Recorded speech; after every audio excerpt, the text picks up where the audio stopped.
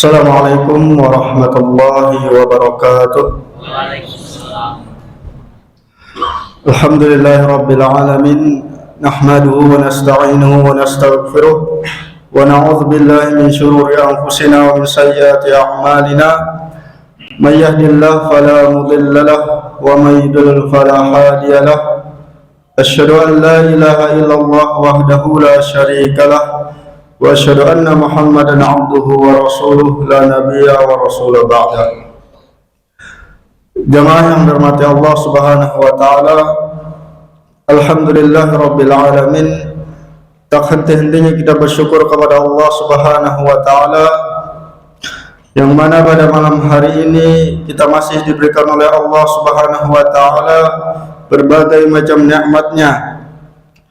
Karena nikmat Allah yang Allah berikan kepada kita sehingga kita pada malam hari ini bisa melaksanakan salat Isya dengan berjamaah, kemudian dilanjutkan dengan qiyamul Ramadan.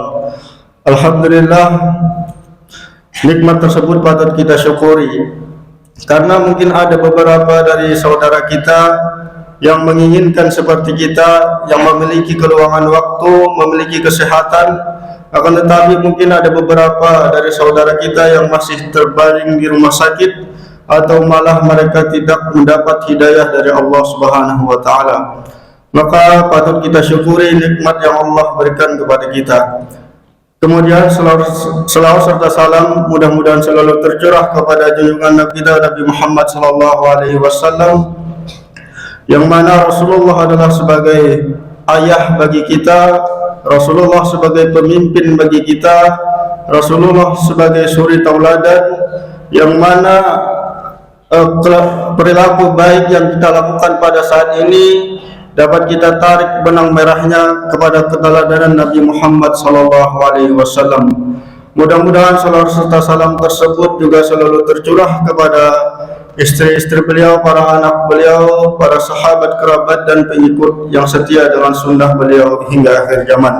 Mudah-mudahan kita termasuk dalam golongan tersebut. Amin ya rabbal alamin.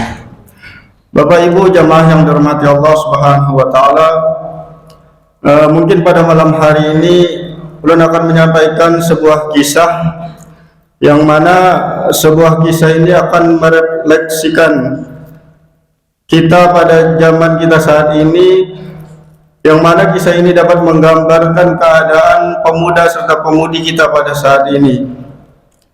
Jadi ada sebuah kisah dari salah satu dosen, yang mana beliau mengajar di salah satu universitas Islam tertua di dunia, yaitu di Universitas Al-Azhar Kairo, Mesir.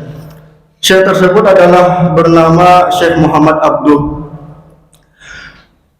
Ketika beliau sudah mengajar di Universitas Al-Azhar, beliau ditugaskan untuk menyampaikan Islam ke salah satu negeri di bagian Eropa sana, yaitu lebih tepatnya Perancis. Beliau menyampaikan agama Islam itu bahwa agama Islam adalah agama yang penuh dengan keberkahan. Agama Islam adalah agama yang sangat memperhatikan tentang kebersihan. Agama Islam adalah agama yang sangat mengatur tentang kehidupan dari kita bangun tidur sampai kita tidur lagi. Jadi agama Islam adalah agama yang sangat memperhatikan tentang kedamaian, kebersihan dan keindahan dan segala macam. Beliau di sana menjelaskan bagaimana tentang kesempurnaan agama Islam. Tahun demi tahun pengikut beliau di sana semakin bertambah, sehingga pada tahun kelima beliau akhirnya dipulangkan ke Mesir karena sudah melakukan dakwah di negeri Perancis tersebut. Beberapa tahun kemudian beberapa murid beliau mengadakan musyawarah karena mereka merasa rindu kepada Syekh Muhammad Abdul tersebut, sehingga dari beberapa orang murid tersebut berkeinginan dan berencana untuk mengunjungi Syekh Muhammad Abdul ke Mesir. Akhirnya lanjutlah mereka berjalan, yaitu melewati laut. Yang awalnya mereka berekspektasi, mereka menggambarkan negeri Mesir adalah negeri yang indah, negeri Mesir adalah negeri yang damai, karena Mesir merupakan salah satu studi pertama Islam, yaitu Universitas Al-Azhar, Kairo, Mesir. Sehingga dalam benak mereka Mesir adalah negeri yang indah, negeri yang damai, negeri yang akan memperhatikan ketentraman. Akan tetapi ketika mereka sampai di pelabuhan, bukannya negeri yang indah yang mereka lihat, akan tetapi malah pelabuhan yang penuh dengan sampah. Kemudian lanjut dari pelabuhan menuju ke universitas, mereka melihat ada beberapa orang kencing sembarangan. Padahal Islam sangat menjaga kebersihan. Padahal Islam sangat memperhatikan ketentraman. Akan tetapi di pinggir-pinggir jalan banyak sekali para orang-orang yang sangat meminta-minta. Lalulah mereka agak sedikit kecewa. Mereka beranggapan, apakah Syekh Muhammad Abduh telah berbohong kepada kami? Sehingga singkat cerita, sampailah mereka kepada Syekh Muhammad Abduh. Lalu mereka curhat kepada Syekh Muhammad Abduh, wahai Syekh, mana ada Islam yang kamu ceritakan bahwa Islam itu penuh dengan kedamaian? Mana ada Islam yang kamu ceritakan bahwa Islam itu sangat memperhatikan ketentraman? Kami saat di jalan tadi memperhatikan ada beberapa orang yang meminta-minta. Kemudian katamu Islam itu sangat memperhatikan kebersihan. Akan tetapi kami di pelabuhan banyak sekali mendapati sampah-sampah yang berserakan. Lalu Syekh Muhammad Abduh tersenyum. Setelah tersenyum, beliau membisikkan kepada salah satu murid beliau dengan sangat lirih. Mungkin kalimat ini sudah masyhur di kalangan kita.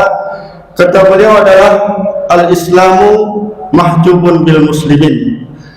Cahaya Islam yang sempurna itu adalah terhalang oleh orang Muslim sendiri.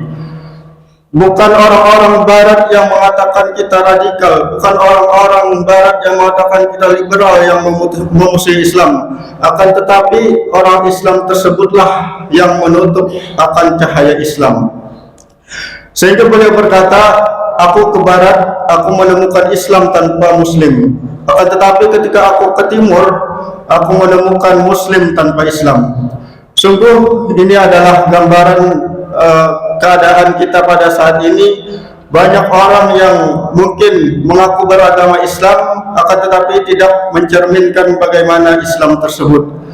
Mungkin banyak orang yang mengaku Islam, akan tetapi malah orang tersebut yang menghalangi cahaya Islam. Jamaah yang dirahmati Allah Subhanahu wa taala, sungguh ini sangatlah ironi bagi kita. Sungguh ini kita harus memperhatikan tentang akan hal tersebut. Jangan sampai kita sebagai orang Islam malah kita yang akan menutup cahaya Islam tersebut. Jangan sampai kita sebagai orang Islam, kita sendiri yang akan memburukkan Islam tersebut.